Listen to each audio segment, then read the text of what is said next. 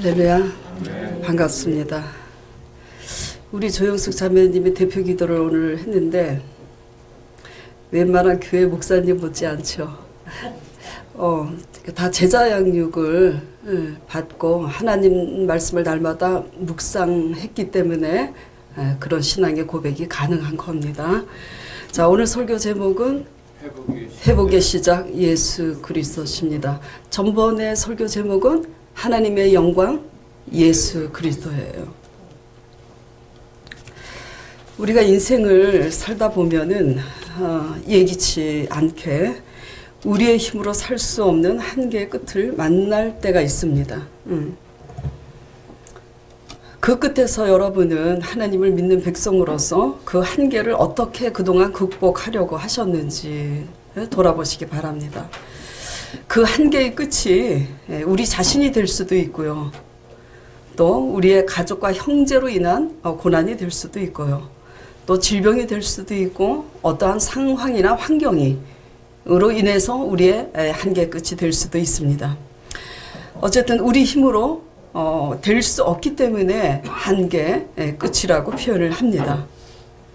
그렇기 때문에 우리는 인생의 한계의 끝에서 우리가 무엇을 느끼냐면 절망감을 느끼게 되고 그 다음에 두려움을 느끼게 되고 그것으로 인해서 불행하게 됩니다.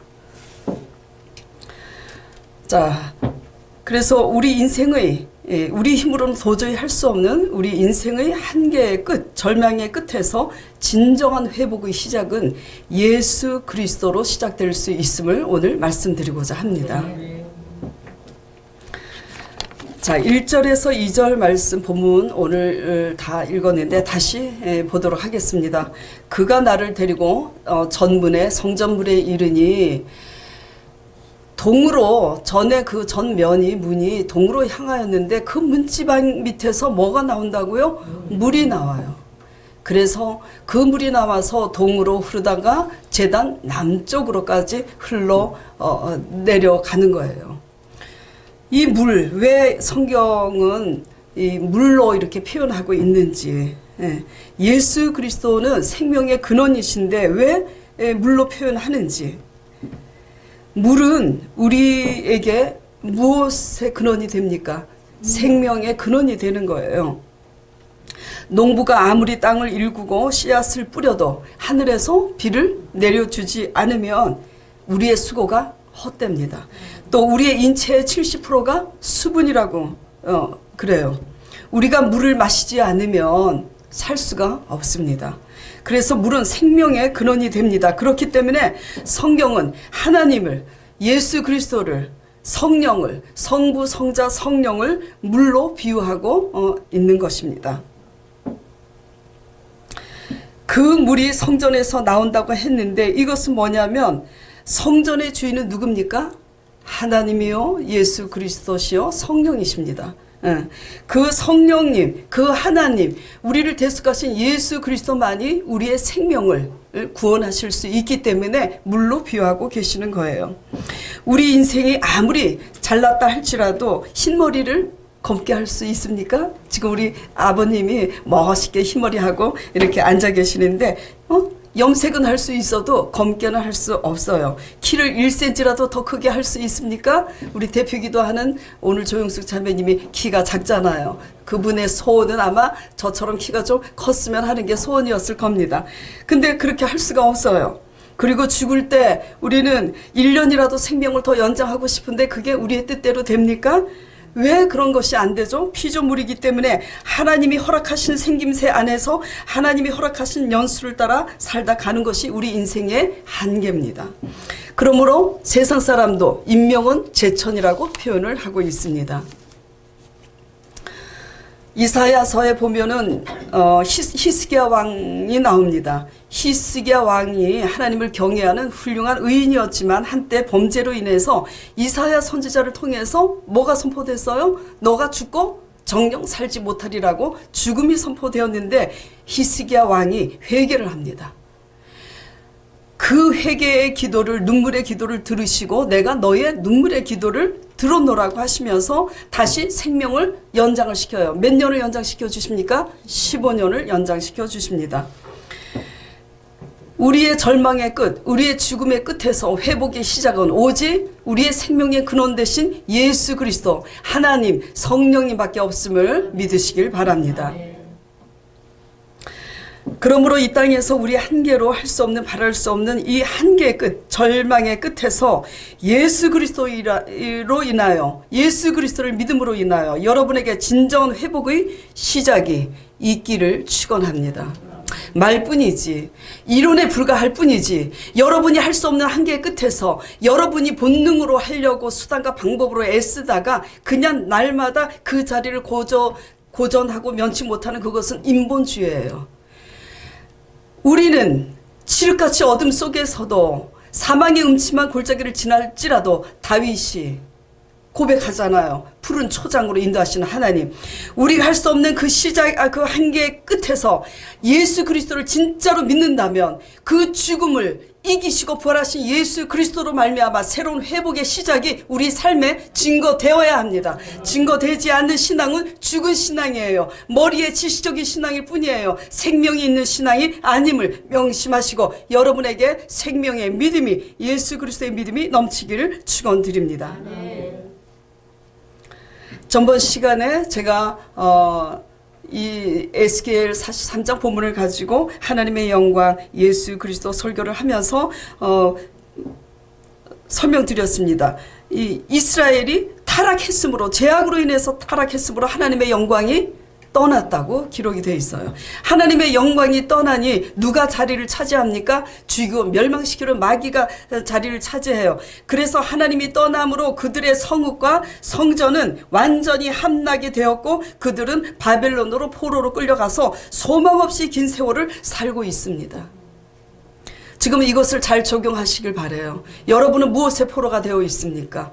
어떤 것에 포로가 되어 있든지 포로가 돼서 여러분 마음속에 소망이 없다면 여러분의 신앙은 뭐죠? 타락한 신앙입니다. 그걸 아셔야지 돼요. 그런데 더 중요한 것은 전번 시간에 말씀드린 것을 다시 반복하는 것은 여기서부터 회복의 시작이 시작되고 있기 때문에 다시 말씀드리고 있는 거예요. 그런데 이 모든 끝에 다시 하나님의 영광이 찾아오는 환상을 에스겔 선지자가 19년 후에 다시 보게 된 거잖아요. 이스라엘이 회복한 후에 찾아오신 겁니까? 아니잖아요. 타락해서 포로가 돼서 포로가 된 거예요. 바벨론이란 환경적인 포로가 됐지만 그것은 이미 환경적으로, 상황적으로 포로가 된 것은 이미 우리의 영혼이 죄악으로 포로된 것을 의미하고 있다는 것을 우리는 굉장히 명심해야 됩니다. 이것은 제 얘기가 아니라 모든 성경이 증거하고 있는 거예요. 그래서 그렇게 소망이 없을 때 포로로 되어서 죄악에 소망이 없고 포로가 돼서 소망이 없을 때 누가 다시 찾아왔다고요? 하나님의 영광이 떠난, 동문을 향해서 떠난 하나님의 영광이 동문을 통해서 다시 들어오신 거예요. 거기에서 제가 말씀드린 것은 뭐냐면 이스라엘의 소망이 없는 그 끝에서, 타락한 그 끝에서 하나님의 영광이 다시 찾아오신 것은 하나님의 무엇 때문이라고 제가 말씀드렸죠? 회복인데 하나님 당신의 어떠한 성품 때문이라고 말씀드렸어요? 거룩하심 때문이라고 말씀드렸어요. 그래서 거룩을 그 호세아에 나는 사람이 아니라 나는 하나님이라, 나는 거룩함이라. 그래서 다시 찾아간 호세아 말씀, 에스겔 말씀 받고 제가 쇼크 받았다 그랬잖아요. 왜? 우리 인생의 한계의 끝은 뭡니까? 우리의 관점에서, 내 관점에서 내가 어떤 장점을 가지고 있으면 내가 가지고 있지 않는, 장점을 가지고 있지 않는, 개념이 안 돼 있는, 정말 사람답지 않는 상식을 갖고 있지 않는, 사람답지 못한 사람을 볼 때는 우리가 어떻게 합니까? 상종을 하지 않아요. 저도 그렇게 했습니다. 겉으로는 표현하지만 속으로는 굉장히 멸시하고 사람도 여기지 않았습니다. 그게 마땅하다고 여겼어요. 그러니까 그렇게 산다고 여겼습니다. 그런데 이게 깨진 게, 이 내 관점에 이 내의, 바리새인의 내 틀이 깨진 게, 나는 사람이 아니라 나는 하나님이라, 나는 거룩하기 때문이라고. 그래서 타락한 그들에게 다시 찾아가신다고 하신 말씀에 제 관점이 깨어진 거예요. 여러분들이 하나님의 거룩에 동참하시길 원하신다면 내가 무시하고 내가 멸시하고 사람답지 않다고 생각하는 사람들의 묻은 똥을 치워주는 여러분이 되시길 바랍니다. 이것이 빛이 되고 소금이 될 수 있고, 우리가 그렇게 남의 똥을 치움으로 인해서 그들이 깨끗해지고 우리는 거룩해짐으로써 합력해서 선을 이루는 것입니다. 그러한 우리의 교회를 통해서 하나님께서는 영광 받으시는 겁니다. 아멘 하셨기 때문에 그렇게 하시는지 보겠습니다. 그러는 저 역시도 이런 설교를 했기 때문에 그렇게 살아야 하는 거고요. 하나님 자신의 거룩 때문에 다시 찾아가는 거예요. 누구에게? 사랑할 만한 사람에게 찾아가는 것이 아닙니다. 거룩은 사랑하지 못할 자에게 찾아가는 것이 거룩입니다. 자신한테 잘해주는 사람한테, 자기 입맛에 맞는 사람한테 찾아가는 것이 거룩이 아닌 거예요. 또 왜 찾아오셨죠? 하나님 자신의 언약 때문입니다. 이 하나님은 인생이 아니시기 때문에 하나님께서 스스로 하신 약속에 대해서 시건치 아니하신다고 성경에 기록이 되어 있습니다. 우리들은 때로는 약속을 진심으로 하지만 우리의 상황과 한계 때문에 그 언약을 파기할 때가 있잖아요. 배반할 때가 있잖아요. 지키지 못할 때가 있지 않습니까? 그렇죠? 하나님은 인생이 아니시기 때문에 반드시 약속을 지키십니다. 그 약속이 오늘날 뭡니까? 하나님을 믿노라 하면서도 우리의 제약의 한계 때문에 우리가 마음속으로는 하나님의 법을 기뻐하지만 우리가 원치 않은 내 자아의 본성 때문에 원치 않는 악을 행하는 그 타락의 끝에서, 우리가 어찌할 수 없는 그 본능의 끝에서 누가 찾아오신다고 약속하셨습니까? 우리 죄를 대속하시고 부활하신 예수 그리스도의 성령이 우리에게 다시 찾아오셔서 우리를 거듭나게 도와주시겠다고 성경은 말씀하고 계시는 겁니다.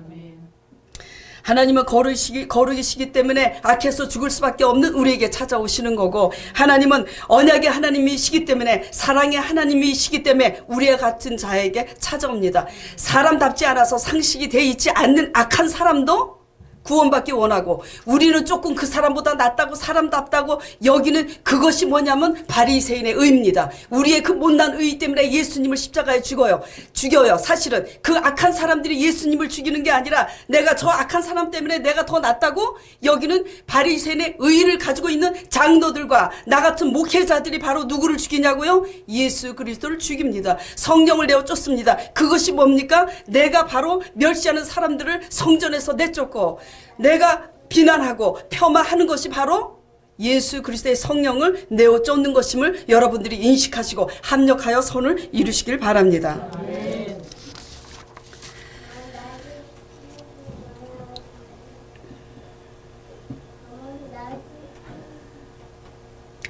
하나님은 거룩하심을 두고 맹세하고 계십니다.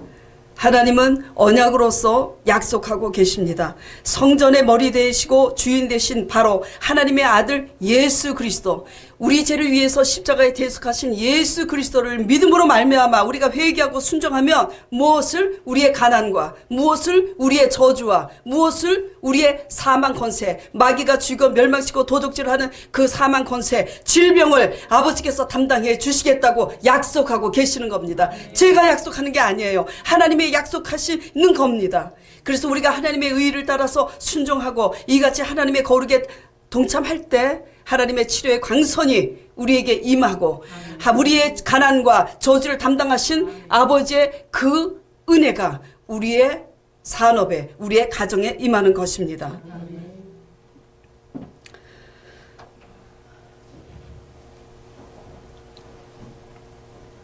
성부, 성자, 성령은 한 분이시지만 역할은 하나라고 전번에 말씀드렸어요. 지금 신앙이 성숙하지 않은 분들은 아유, 성부 얘기 나왔다가 예수 그리스도 얘기 나왔다가 성령 얘기 나왔다가 물 얘기 나왔다가 뭔가 헷갈릴 수 있어서 다시 말씀드리겠어요. 성부, 성자, 성령은 한 분이시지만 역할은 다른 거예요. 물이 H2O로 기호는, 성분은 같지만 다 역할이 다르잖아요. 액체, 고체, 기체 역할이 다르잖아요. 얼림은 뭐가 돼요? 얼음의 역할이 있잖아요. 녹음은 물로서 우리가 마셔야 되잖아요. 기체, 수증기, 이게 다 다릅니다. 또 한 남자가 아버지로서, 한 남자가 같은 사람이지만 아버지로서의 역할이 또 있고요. 그렇죠? 남편으로서의 역할이 있고 직장에서 일꾼의 역할이 있습니다. 성령님은 우리를 위해서 일하시는 일꾼의 역할을 하시고, 그렇죠? 하나님은 우리의 아버지 되십니다. 예수 그리스도는 우리의 남편, 신랑 되십니다. 그래서 성부, 성자는 한 분이시지만 공통된 것은 우리를 구원하신 생수의 근원 되신 예수 그리스도 하나님이십니다. 예.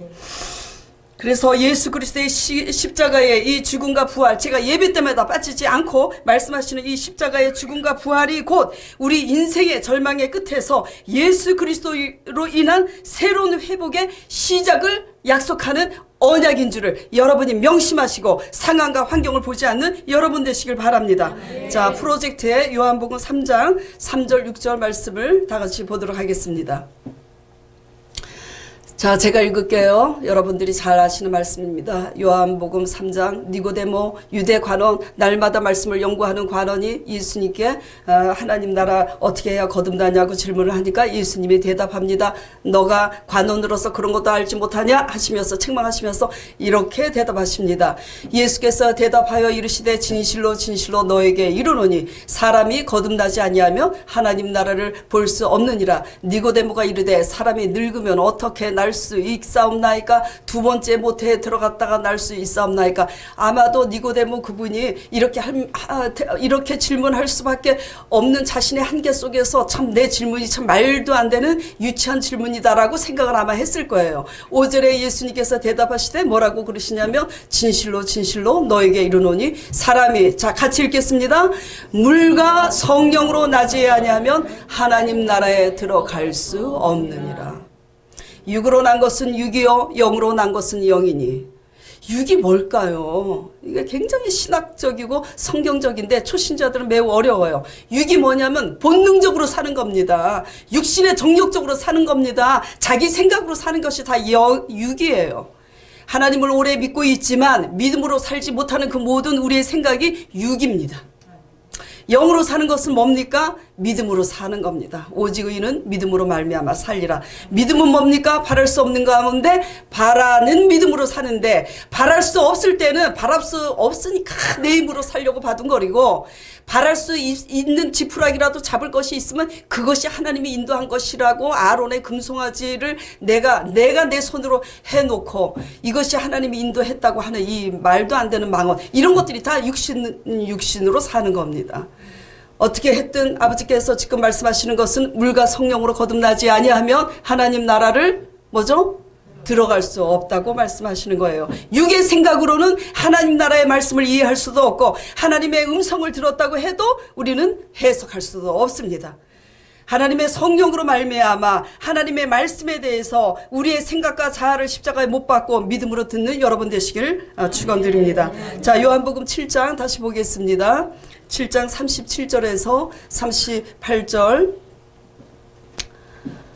자, 명절 끝날 곧 큰 날에 예수께서 서서 외쳐 이르시되 누구든지 목마르거든 내게 와서 마시라.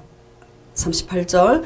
나를 믿는 자는 성경에 이른과 같이 그 배에서 생수의 강이 흘러나오리라 하시니 이는 그를 믿는 자들이 받을 무엇을 가리켜? 성령을 가리켜 말씀하신 것이라.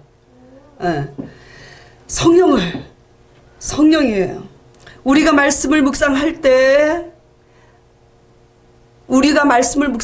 우리가 듣고자 하는 대로 보고자 하는 대로 하는 게 아니라 하나님이 말씀 그대로 액면 그대로 올바로 보고자 읽을 때에 성령님께서 깨닫게 해주시는 그 은혜가 임하는 거예요. 그럴 때 그것이 생수의 강이 우리 속에 넘치는 겁니다.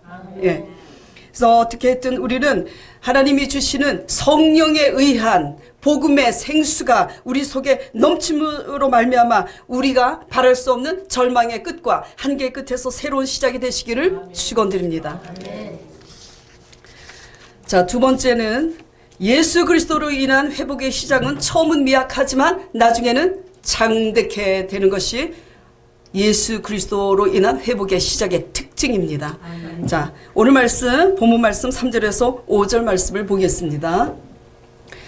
자, 3절에서 보니까는 그 사람이 하나님의 사자가 손에 줄을 잡고 나가서 1,000척을 청량하고 나서 그 물을 건너게 하니까 그 물이 어디에 이르렀다고요? 올랐다고요? 발목에. 그리고 다시 1,000척을 청량하고 건너니 어디에 이르렀다고요? 무릎에. 예? 빨랑빨랑 대답하세요. 다시 일천척을 청량하고 물을 건너게 하니 어디에 이르렀다고요? 허리에 이르렀습니다. 그리고 다시 일천척을 청량하니 그 물이 어떻게 됐다고요? 창일하여서 우리가 건너지 못할 강이에요. 걸어서는 건너지 못하고 어떻게 해요? 헤엄을 쳐서 가야 될 정도로 창이한 강이 되온 겁니다. 문지방에서 세우는 그 물이 지금 어떻게 된 거예요? 차고도 넘쳐서 강이 된 겁니다. 여기서 알아야 되는 것은 성전에서 나오는 그 물이 이렇게 창일하게 넘치는 그 물, 예수 그리스도로 말미암는 그 물의 힘과 그 양은 초자연적이라는 것을 의미하고 있는 겁니다. 그래서 성경에서 말씀을 천국은 무엇으로 비유하고 있습니까? 겨자씨와 같다고 그랬어요. 겨자씨의 특징을 제가 이스라엘 성지순례 갔다 오신 제가 존경하는 목사님이 제가 젊었을 때 오구역장 이걸 보라고 뭐 책받침을 줘요. 이스라엘 순례 갔다 와서 선물이라고 그래요. 그래서 제가 목사님한테 목사님 뭐 책받침을 주세요. 이런 것을 그랬더니 자세히 보래요. 코팅한 책받침에 뭐가 하나 볼펜 끝으로 딱 찍은 것처럼 까만 게 하나 있어요.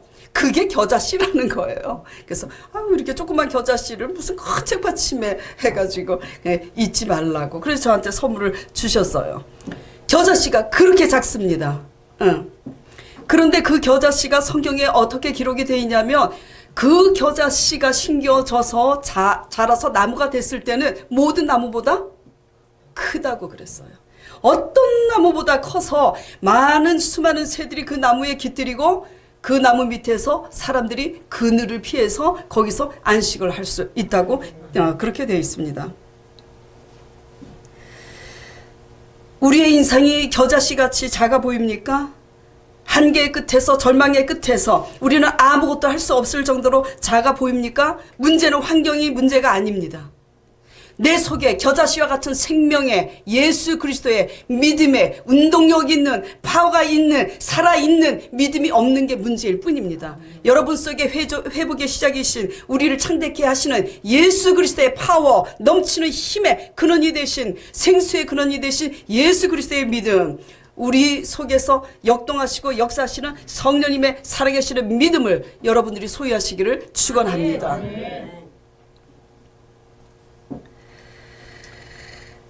그런데 창대해지기 위해서는 그래도 최소한 우리가 해야 할 것이 있습니다.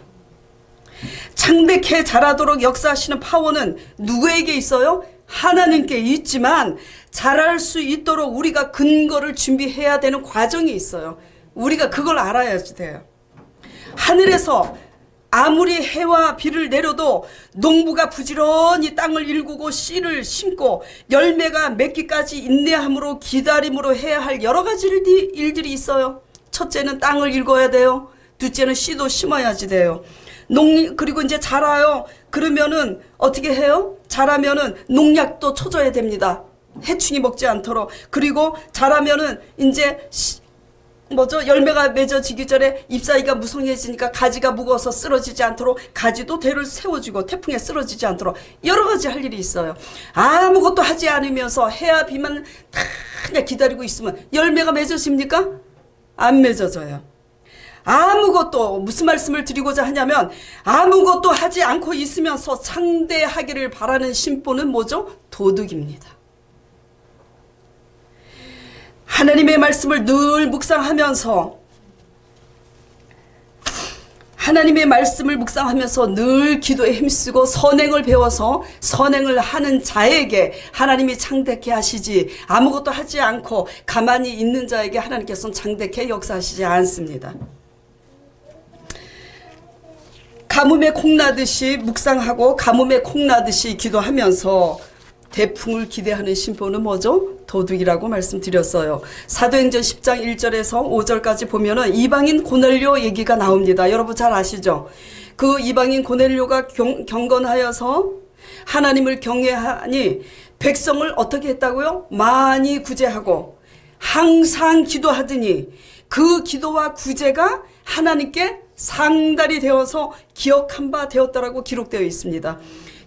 그렇게 하나님이 기억한 바 되니 베드로를 통해서 그를 만나 주셔서 그의 온 가족과 그가 이 자리에 함께 참석하라고 한 그와 함께 한 모든 자들이 그로 인해서 구원을, 성령을 받았습니다. 우리들의 선행과 기도가 어디까지 찼는지 오늘 적용해 보시기 바랍니다. 우리는 누구처럼 내가 저 사람처럼 복 받기를 원하고 내가 저 사람처럼 능력을 받기를 원하는데 우리가 피곤한 다리를 세워서 기도는 얼마나 했어요. 우리는 얼마나 놀러가고 싶은 대로 다 놀러가고 말씀 묵상하지는 하나도 않으면서 창대해지기를 바라지는 않았나요? 네. 우리의 선행과 기도, 우리의 말씀 묵상과 기도, 우리의 구제가 어디까지 찼어요? 한번 가늠해 보시기 바랍니다. 발목까지 찼습니까? 아니면 무릎까지 찼나요? 아니면 허리까지 찼나요? 우리 양심이 할 겁니다. 아니면은 내 키를 훌쩍 넘어서 창의를 합니까? 창의를 하면은 하늘문이 열립니다. 그런데 오늘 말씀을 통해서 적용해 보니까 내가 드리는 말씀 묵상과 기도와 선행은 발목도 아니에요. 바닥인 거예요. 날마다 죽은 바다와 같이 받기만 할지 아무것도 하나님께 드리는 게 없다면 여러분 삶에 창대한 역사가 일어나겠습니까? 일어나지 않습니다. 일어나지 않아요. 내 자녀가, 내 남편이, 내 가족과 형제가 죽어가고 있는데 내 입에 풀칠만 해결하기 위하여서 급급하여서 먹고 살 국리만 방책을 낼 뿐이지 내 가족과 내 형제의 타락한 영혼의 죽음 앞에 얼마나 무릎을 꿇고 기도하고 계시는지 돌아보시기 바랍니다. 날마다 이리저리 시간을 낭비하면서 우리 자신의 즐거움을 위해서 쫓아다니다가 이제 늙어서 기도할 힘이 다 없어질 때까지 그렇게 하다가 그렇잖아요. 그리고 이제 기도하려 그러면은 세월이 다 지나고 체력이 소진이 되어서 그때는 뭐죠? 기도할 수가 없습니다. 기도할 힘이 있을 때 다리를 세워서 여기저기 쫓아다니지 마시고 자녀들을 위해서 기도하시기 바랍니다. 기력이 있을 때 여기저기 쫓아다니지 마시고 쓸데없는 사람들 만나지 마시고 말씀 묵상하시는 여러분 되시길 바랍니다. 그렇게 할 때 하나님께서는 우리의 기도를 들으시고 하나님께서는 우리 자녀에게 세상적으로 잘 되는 것, 그러나 세상적으로 잘 되기 때문에 하나님을 의지하지 않으면 거기에는 구원이 없어요. 지옥입니다. 여러분 구원에 관심을 갖고 영적인 것에 관심을 갖기를 바랍니다. 하나님을 믿노라면서 우리 신앙이 아주 육적이고 인간적이라면 자녀들이 세상적으로 잘 나가면 그게 복받는 줄 알고 영혼 구원 위에서 깨어있지 않습니다. 이 정도 되면 타락한 신앙인 거예요. 그렇게 된다면 어느 날 넓은 길에서 가다가 팍 떨어집니다. 이건 진리예요. 하나님 말씀이 증거하고 있습니다. 기회가 있을 때 하나님의 말씀의 소리를 듣고 깨어있는 여러분 되시길 바랍니다. 그리고 그 넓은 길로 가다가 낭떠러지의 끝에서 탁 떨어져 가지고 그때도 또 육적으로 살았기 때문에 그렇게 낭떠러지에서 넓은 길에서 떨어진 것을 모르고 그때는 입에 풀칠을 하기 위해서 급급해서 내 손과 내 힘으로 그냥 겨우 해결해 놓고 그것이 하나님이 나를 인도했다고 아론의 금송아지를 만들어 놓고 그것이 애굽에서 나를 이끌어냈다고 한 것처럼 그렇게 망언을 하나님 앞에 하지 않는 여러분 되시기를 간절히 축원합니다. 이렇게 육신적으로 믿으면서 이렇게 우리의 하나님 앞에 말씀을 묵상하고 기도를 하면서 우리가 성령으로 인한 은혜가 차길하도록 넘치도록 하는 그 물이 발목에도 이르지 못하면서 날마다 안식일을 지키고 하나님 앞에 드리는 헌물에 대해서 하나님께서는 이사야 말씀에 이렇게 기록하고 있습니다. 이사야 1장 10절 12절 이렇게 보도록 하겠습니다. 일단 디모데전서 4장 5절 말씀을 보겠습니다. 하나님의 말씀과 기도로 어떻게 해진다고요? 거룩하여져요. 일주일에 한 번 딱 액땜하듯이 무당 찾아가서 액땜 하듯이 주일 성수만 딱 하고 평일날 말씀과 기도하지 않은, 거룩하지 않은 세상적인 신앙은 하나님이 받지 않으세요. 하나님의 말씀과 기도로만 거룩하여지기 때문에 일주일 내내 우리가 삼시세끼 밥을 먹는 것처럼 하나님의 말씀과 기도로 깨어있는 여러분 되시기를 축원하고, 그 다음에 이사야 1장 10절 말씀을 보겠습니다. 너희 소돔의 관원들아 여호와의 말씀을 들을지어다. 너희 고모라의 백성아 우리 하나님의 법에 귀를 기울일지어다. 뭘 기울이라고요? 여호와께서 말씀하시되 너희의 무수한 재물이 내게 무엇이 유익하냐고. 하나님은 거지가 아닙니다. 나는 수양의 번제와 살찐 짐승의 기름에 너희가 드리는 그 재물에 뭐죠? 너무나 배불렀다고.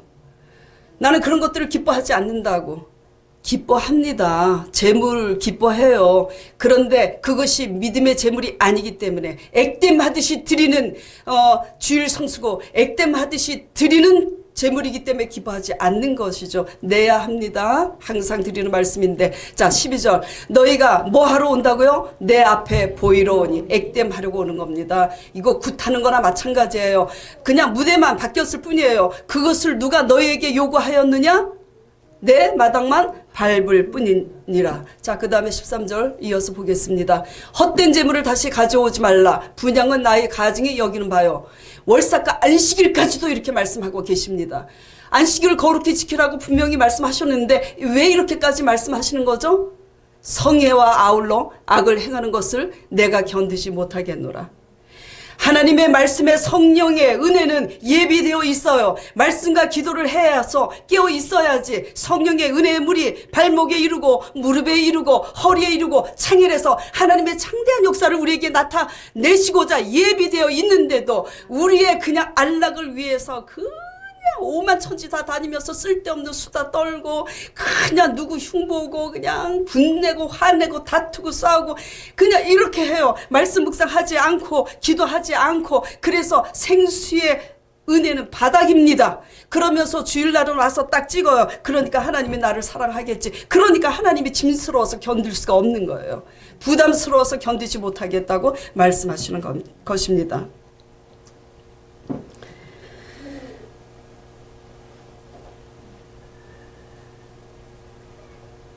그래서 신앙생활을 하면서 우리는 모든 시간에 절제하셔서 우리 자녀들을 위해서, 내 자녀의 변화를 위해서 말씀을 묵상하고 기도로 깨어있는 여러분 되시기를 간절히 축원합니다. 예.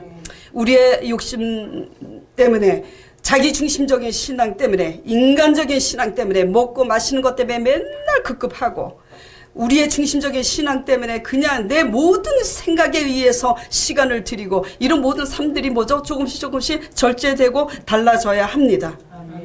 이것에 대해서 하나님은 그렇게 하면서 주일 성수하고 드리는 제물에 대해서 분명히 뭐라 그러고 말씀하셔요? 가증스럽다고 말씀하시고, 기도해도 15절에는 이사야 1장 15절에 보면은 너희가 기도해도 듣지 않겠노라고 그렇게 말씀하고 계시는 겁니다. 우리가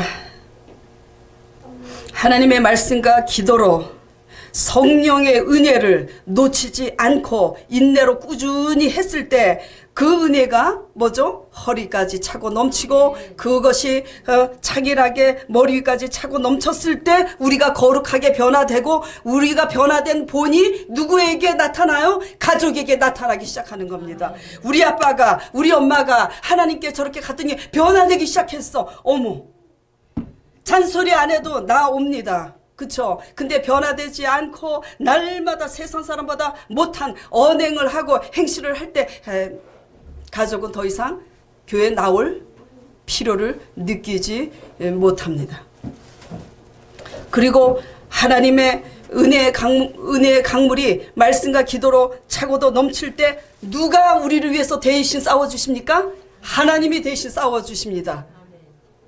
싸워서 이기게 하시는 것은 하나님이 하지만, 가나안을 쳐서 싸워서 전쟁하라는 것은 순종을 우리가 해야 돼요. 근데 이기고 지는 것은 누구에게 있어요? 하나님께 있는 겁니다. 근데 우리가, 죄송합니다, 경상도 사투리 말로, 우리 할머니가 경상도 분이었어요. 쇠가 빠지게 고생을 하고 막 그렇게 해도 우리의 경영이 허사가 되는 것은 우리가 잘못 믿고 있기 때문에 허사가 되는 겁니다. 이기는 생활을 하시기 바랍니다. 이기는 것은 우리의 수단과 방법으로 이기는 것이 아니라 우리가 변화받기 위해서 말씀과 기도로 노력할 때 하나님이 대신 싸워주심으로 원수 마귀, 악한 사람을 통해서 원수 마귀가 우리에게, 우리 가정을 넘어뜨리고 올 때 그것을 알려주시고 그것을 막아주시고 형통케 하시는 복이 임하는 거예요. 네. 세 번째, 그렇게 해서 우리의, 그러니까 결론이 뭐냐면 우리의 영혼이 말씀과 기도로 거룩하여져서 성령의 생수로 충만해질 때만이 우리의 삶이 창대케 되는 역사가 있는 거예요. 그래서 창대케 되는 역사는 어디에 있어요? 환경에 있어요? 우리 안에 있습니까? 우리 안에 있다는 결론을 말씀드리고 있는 것입니다. 자, 세 번째는 성령의 사역은 회개라는 것을 여러분들이 알아야 됩니까? 예수 그리스도의 사역은 무엇이라고요? 회개입니다. 하나님의 사역의 궁극적인 목적은 뭐라고요? 회개입니다. 성부, 성자, 예수 그리스도, 성령의 사역의 특징은 회개예요. 그래서 세례 요한이 회개하라 천국이 임하였다고 그래요. 예수님도 마귀의 시험을 이기고, 그쵸? 처음 사역 시작하셨을 때 가장 먼저 선포하신 거에 뭐예요? 회개하라 천국이 가까이 왔느니라. 성령의 사역은 회개입니다. 하나님의 말씀에 우리 자신을 비추어서 회개할 때 뭐가 임합니까? 하나님의 은혜가 임합니다. 하나님의 은혜가 임할 때 이제 어떤 일이 일어나는지 보겠습니다. 자, 6절부터 이제 12절까지의 현상이 이제 일어납니다. 6절에 보니까 그가 내게 이르시되 인자야 너가 이것을 보았느냐. 무엇을? 그 성전 문에서 나온 그 미미한 물이 세상의 발목에서 무릎에서 허리에서 하더니 이제 창이라여서 강이 됐어. 그것을 네가 보고 있느냐 지금 질문하는 거예요.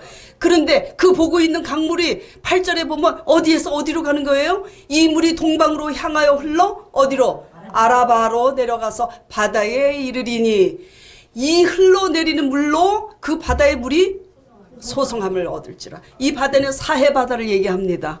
이 아라바 광야는 아주 척박한 사막과 같은 팔레스타인 광야를 얘기하는 거고요. 이 바다는 사해 바다예요.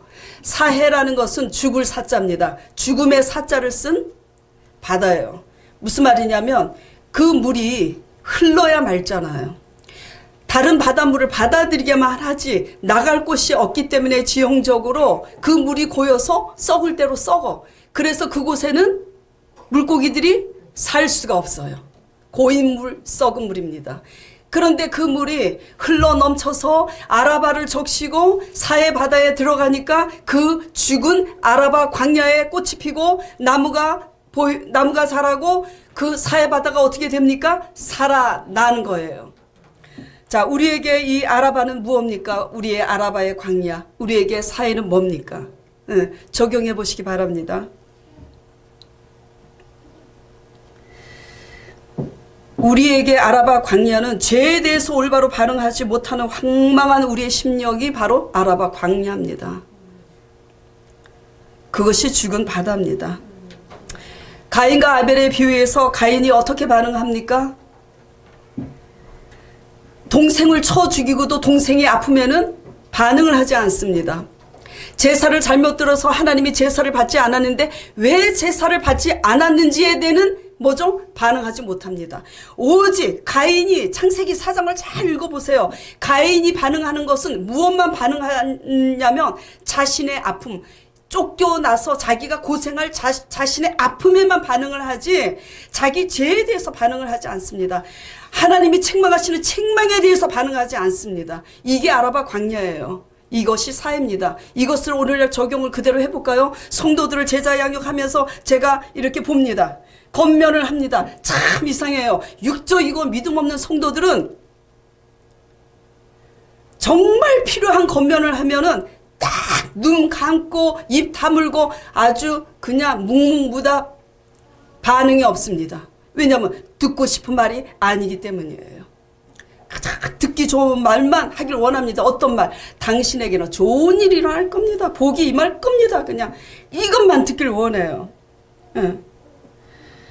믿음이 좋은 분들은 무엇에 반응을 합니까? 믿음이 좋은 분들은 뭐라고 권면하지 않아도 하나님의 말씀을 보고 스스로 애통해 합니다. 잘 믿고 있는데도 불구하고 자기가 잘못 믿고 있다고 맨날 울고 불고 그래요. 잘 믿는 분들의 특징은. 잘못 믿고 있는 분들의 또 특징은 잘못 믿고 있는데 잘 믿고 있다고 생각해요. 참 이상한 일입니다. 우리의 심령이 육적이고 죄에 대해서 올바로 반응하지 못하는 그 특성은 이렇게 나타나기도 합니다. 누구를 통해 가정에서 가족이 배우자로서 또 아버지가 내 자녀가 또 목회자가 권면을 할 때 받아들이지 않습니다. 늘 자신의 잘못에 대해서는 말이 많아요. 변명이 많습니다. 그런 게 다 뭐죠? 아라바 광야예요. 그런 것이 다 사해입니다. 사울과 다윗의 비유에서 사울의 죄가 더 큽니까? 다윗의 죄가 더 큽니까? 죄로 따지면 다윗의 죄가 더 커요. 다윗은 우리아를 죽였습니다. 고의적으로. 그리고 밧세바를 간음했어요. 그쵸? 근데 사울은 그렇게까지 큰 죄를 짓지 않았어요. 근데 왜 사울이 버림받았죠? 변명했기 때문이에요. 변명했기 때문에요. 다윗은 변명하지 않았습니다. 자기 죄를 인정했어요. 그럼에도 불구하고 그렇게 큰 흉악한 죄를 짓고도 회개하고 자기 죄를 인정했기 때문에 하나님 앞에 마음에 합한 자라고 칭찬받은 자가 다윗인 겁니다. 변명하지 않는 여러분 되시기 바랍니다. 자기 죄에 대해서 인식하지 못하고 날마다 변명하는 신앙입니까? 그러면 여러분의 신앙은 아라바 광야입니다. 사해 바다입니다. 그렇기 때문에 여러분의 상황과 여러분의 묶이고 포로된 광야와 상황은 그래서 기적이 일어나지 않는 것입니다. 하나님이 더 이상 일해 주시지 않기 때문입니다.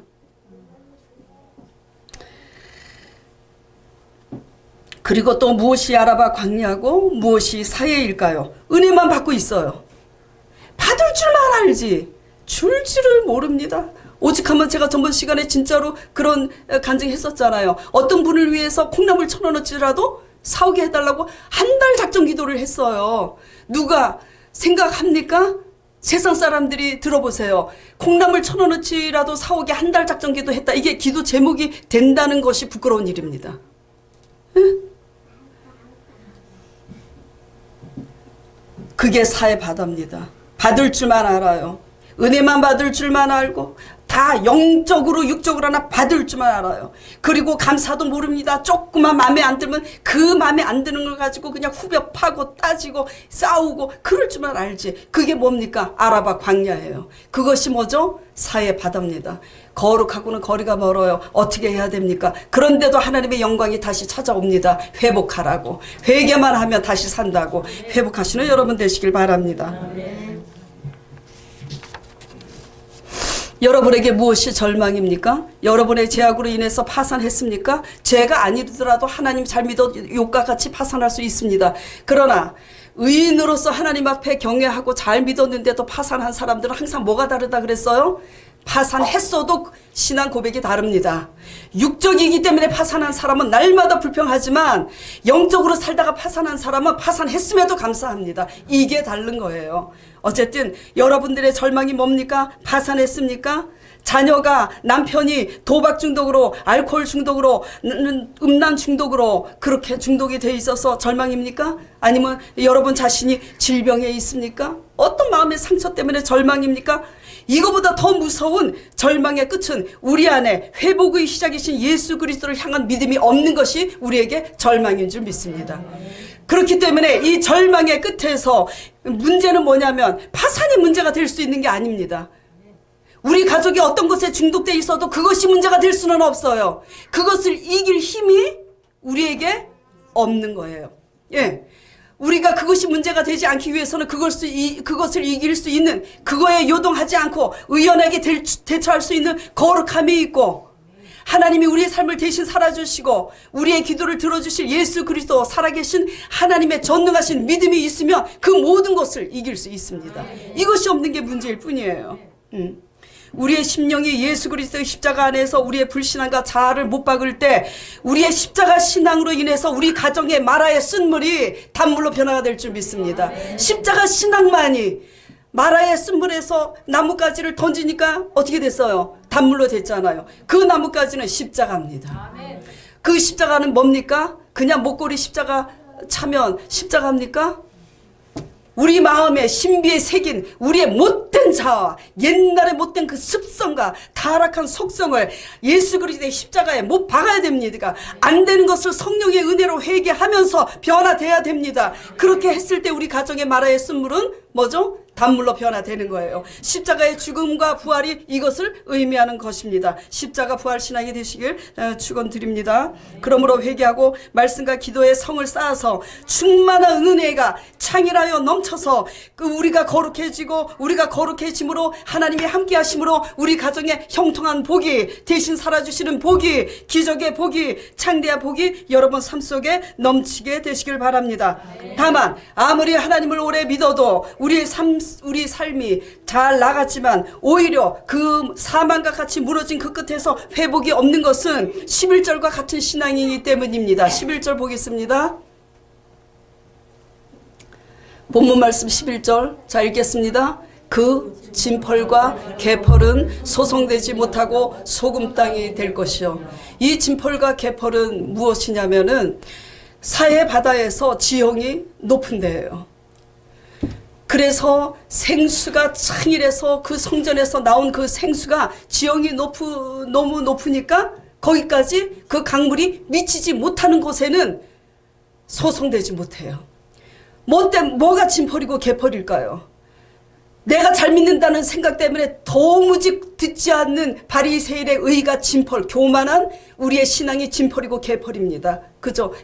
개펄. 제가 하는 얘기가 아닙니다. 성경에 개펄이라고 돼 있어요. 이거를 우리 언어로 바꾸면 개떡 같은 신앙이라고 지금 제가 그렇게 해석하고 있는 겁니다. 그 진펄과 개펄, 교만한 것과 우리의 자아, 아주 변화되지 못한 타락한 자아, 이런 개펄 같은 신앙, 진펄 같은 신앙은 하나님의 뭐죠? 성령의 은혜를 받지 못합니다. 단 성령의 은혜를 받을 수 있는 비결은 개펄 같고 진펄 같은 그 죄를 회개하는 것만이 십자가의 은혜의 문으로 들어갈 수 있는 겁니다. 그렇기 때문에 회개하심으로 여러분의 사해가, 여러분의 아라바가 변화받기를 축원합니다.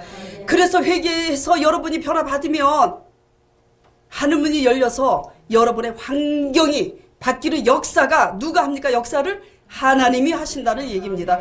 이 간단한 진리를 이렇게 길게 얘기하고 있습니다. 날마다 저희 아들이 아파서 오늘 못 나왔는데 우리 아들이 유치원 때 말씀을 묵상하다가 그러더라고요. 그 어린 것이 이제 글씨를 알고 이제 자아가 생기니까 아유 하나님 아버지는 왜 이렇게 같은 잔소리를 많이 하시나 몰라. 깜짝 놀랐어요. 결국은 그게 그거예요. 그쵸? 영혼이 잘된 같이 범사가 잘되고 강건한 건데 너무나 못 알아들으니까 이렇게 해서 적용해서 설교하고 저렇게 해서 적용해서 맨날 같은 말이에요. 결론은 버킹엄입니다. 말씀과 기도로 여러분의 회개로 여러분의 강의 여러분의 썩은 오염된 그 심령들이 변화받기를 축원합니다. 그럴 때 하나님은 여러분의 삶을 대신 살아주시는 기적이 여러분 속에 일어날 줄 믿습니다. 자, 오늘 말씀을 생각하면서 잠시 기도하도록 하겠습니다. 하나님 아버지, 저도 잘 믿는 줄 알았습니다. 그 바리새인의 의 가지고 나보다 못한 사람을 정말 부끄럽습니다. 정말로 아버지 무시하고 그래서 정말 진펄 같고 개펄 같은 인생이었는데 그 끝에서 하나님의 관점을 하나님의 시각으로 바뀌게 하시더니 결국은 교회를 세워서 이 늙음하게 하나님 이 단상에 세워주셨으니 감사하고 감사합니다. 제가 전해야 될 것은 이 진펄 같고 개펄 같은 교만과 못난 우리의 바리새인의 의를 깨고 오직 예수 그리스도의 의로서 우리가 보기에 부족한 사람들을 잘 섬길 수 있는 거룩함에 참여하는 것이 십자가 신앙이라는 것을 날마다 선포하게 하는 것이고, 또한 세상 사람보다도 못난 상식이 없고 개념이 없는 우리의 사람답지 못한 그런 그리스도인으로서 세상에 빛이 되지 못한 것을 하나님의 말씀을 거울 삼아서 회개함으로 날마다 기도함으로 성령의 생수로 충만하여 변화받을 때 우리의 가정에 우리의 가족과 내 형제와 이웃들이 우리를 보고 예수 그리스도의 앞으로 나오는 이 놀라운 역사가 일어날 줄 믿습니다. 십자가 안에서 변화된 우리의 삶이 아라바를 적시고 사해 바다를 솟게 하는 것처럼 우리의 가정을 살리고 우리의 이웃을 살리는 역사가 우리 교회와 우리 개인을 통해서 있게 하여 주실 믿사옵고 성령을 의지하며 예수 그리스도 이름으로 간절히 기도드렸사옵나이다. 아멘.